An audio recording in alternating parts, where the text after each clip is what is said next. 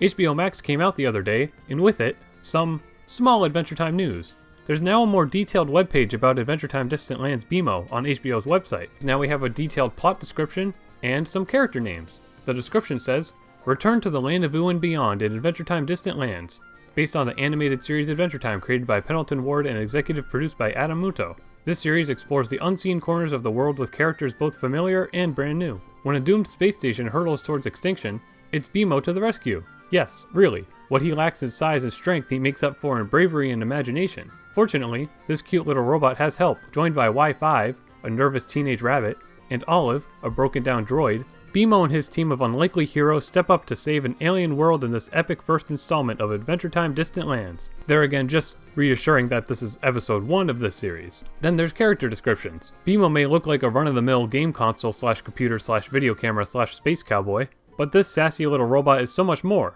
He's a hero wired for adventure and a loyal friend to all. Even if that friend is an alien rabbit who BMO only just met, upon a world teetering at the brink of destruction. If there's danger, BMO will run towards it, because that's what he does, sometimes. Y5 is a teen scientist rabbit living on a failing space station called the Drift. Her idea of friendship is objectively observing others from a distance, but when BMO crash lands on the Drift, can Y5 maintain her detached stance towards this unique robot visitor, especially when BMO might be the hero her world desperately needs? The very fate of the Drift may rely on Y5 trusting BMO, throwing herself into action, and listening to her heart, even if it means getting into trouble. I think mentioning her heart is sort of interesting, like maybe that's going to be a motif a little bit, because we see BMO's little heart in the promo from before. A silent, shape-shifting service droid, Olive is exactly the multi-purpose sidekick that BMO needs on his mission to save the Drift. They kept this one pretty brief, but I definitely think Olive here is going to be a significant character for the rest of the episodes too, because there's been a lot of art drawn by the crew of this series featuring Olive in it, so I feel like it's going to appear more often, and probably has some sort of other point than just being a sidekick.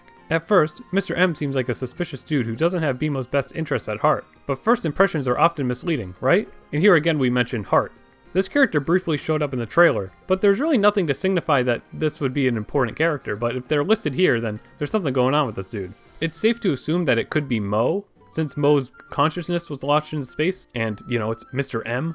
But, I don't know, maybe that's too easy. What if it's like Martin or something, right? He has an M. And I would like him to show up and have an explanation for what happened to him, but it's fine, it's okay. I mean, I don't know, what if it's Dr. M from Sly Cooper, or Dial M for Murder, or Mingus?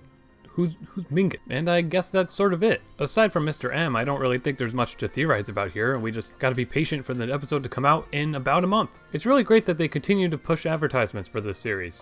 I certainly think they could be doing more, but compared to what Cartoon Network did towards the show's ending, this is way better, way more hype. I used HBO Max a little bit the other day, and it seems totally fine. Aside from cartoons and a lot of classic movies, the catalog is kind of lame.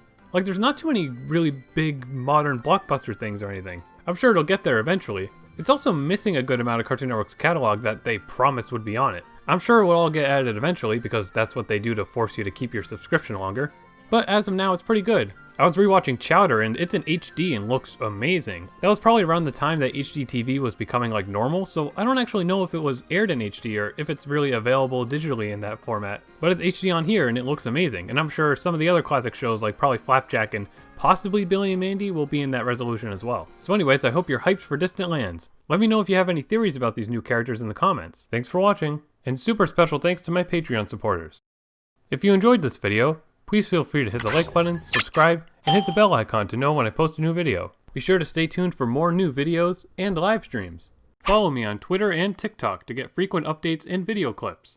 And consider supporting me on Patreon for just $2 a month to get some behind the scenes content, like scripts and review notes, and even early videos. Once we get about 20 Patreon supporters, I'll start a Discord server for us to chat.